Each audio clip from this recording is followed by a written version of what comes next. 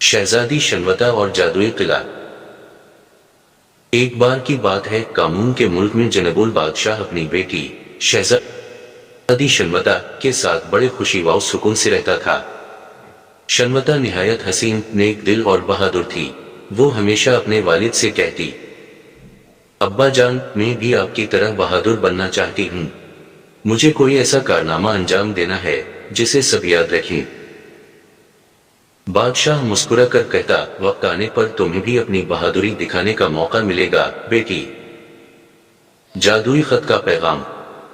ایک دن محل کے دروازے پر ایک عجیب واقعہ پیش آیا۔ محل کے دربانوں کو ایک کبوتر نظر آیا جس کے پنجے میں ایک چھوٹا سا خط بندھا ہوا تھا۔ وہ خط سیدھا بادشاہ کے دربار میں پہنچایا گیا۔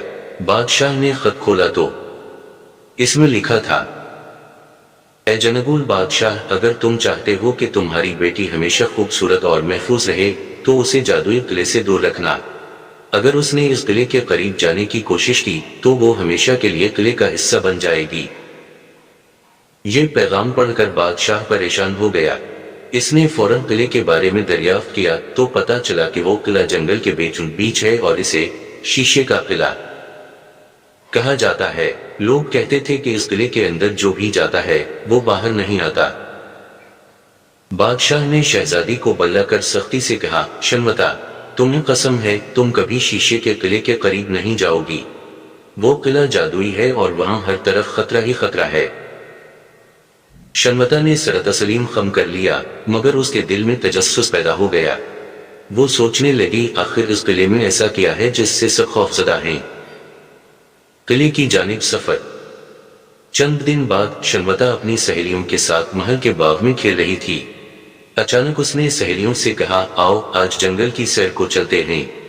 سہیلیوں نے منع کیا۔ شنوتا، بادشاہ نے جنگل جانے سے منع کیا ہے، وہاں وہی جادوئی قلعہ ہے۔ مگر شنوتا ضدی تھی۔ وہ بولی، میں صرف جنگل کی سیر کروں گی، قلعے کے قریب نہیں جاؤں گی۔ سب سہیلیوں نے ہچکچاتے ہوئے اس کا ساتھ دیا۔ وہ سب جنگل کی طرف چل پڑے۔ چلتے چلتے اچانک سب کے سامنے ایک عجیب منظر آیا۔ درختوں کے درمیان ایک شاندار قلعہ نظر آیا جو سورج کی روشنی میں چمک رہا تھا۔ اس کے دروازے سنہرے تھے اور دیواریں شیشے کی طرح شفاف۔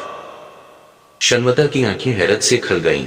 اس نے کہا، یہ تو وہی قلعہ ہے جس کا ذکر خط میں تھا۔ دیکھو، یہ تو بہت خوبصورت ہے، اندر بھی دیکھنا چاہیے، شاید کوئی خزانہ مل جائے۔ سہیلیوں نے ڈرتے ہوئے کہا، نہیں شنوتا، ہمیں واپس چلنا چاہیے۔ بادشاہ نے سختی سے منع کیا تھا، مگر شنوتا نے ان کی بات نہ مانی۔ وہ آگے بڑھی اور قلعے کے بڑے دروازے کو ہاتھ لگایا۔ دروازہ خود بخود کھل گیا۔ جادوئی قلعے کے اندر۔ شنوتا نے قلعے کے اندر قدم رکھا۔ اندر کی دیواریں آئینے کی طرح چمکتی تھیں۔ ہر طرف سنہرے فانوس اور چمکتے ہوئے فرش نظر آ رہے تھے۔ قلعے کے بیچ میں ایک خوبصورت تخت پڑا تھا جو نیلے جواہرات سے جڑا ہوا تھا۔ اچانک قلعے کی دیواروں سے ایک گونجتی ہوئی آواز آئی، شہزادی شنوتا، تم نے میرے قلعے میں قدم رکھ کر بڑی غلطی کی ہے۔ شنوتا نے چونک کر چاروں طرف دیکھا مگر کوئی نظر نہ آیا۔ اس نے بلند آواز میں کہا، کون ہو تم؟ سامنے آؤ۔ آواز دوبارہ آئی، میں اس قلعے کا مالک ہوں، جو بھی یہاں آتا ہے وہ قلعے کا حصہ بن جاتا ہے، اب تم یہاں سے باہر نہیں جا سکتی۔ شنوتا نے ہمت سے کہا، میں شہزادی شنوتا ہوں، میں کسی سے نہیں ڈرتی، سامنے آؤ اور میرا سامنا کرو۔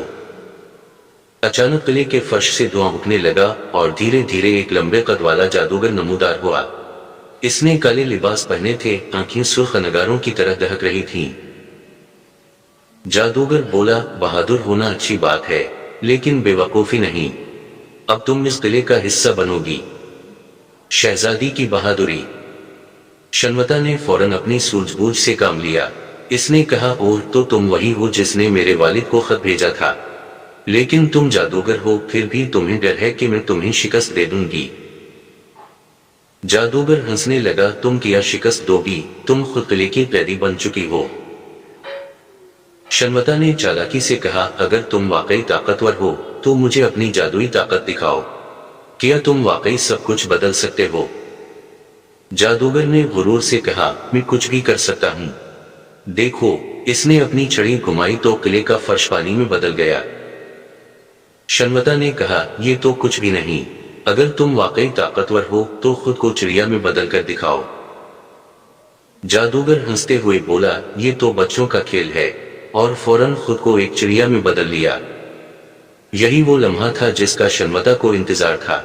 جیسے ہی جادوگر نے خود کو چڑیا بنایا، شنوتا نے اپنے سکارف سے چڑیا کو لپیٹ لیا اور قلعے کے سنہرے پنجرے میں بند کر دیا۔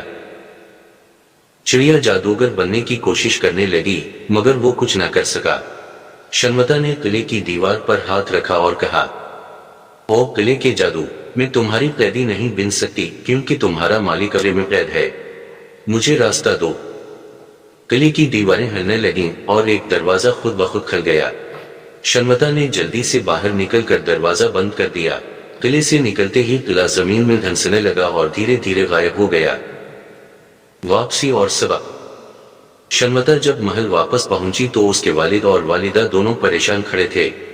انہوں نے شنوتا کو گلے سے لگا لیا۔ بادشاہ نے کہا تم نے میری بات کیوں نہیں مانی بیٹی؟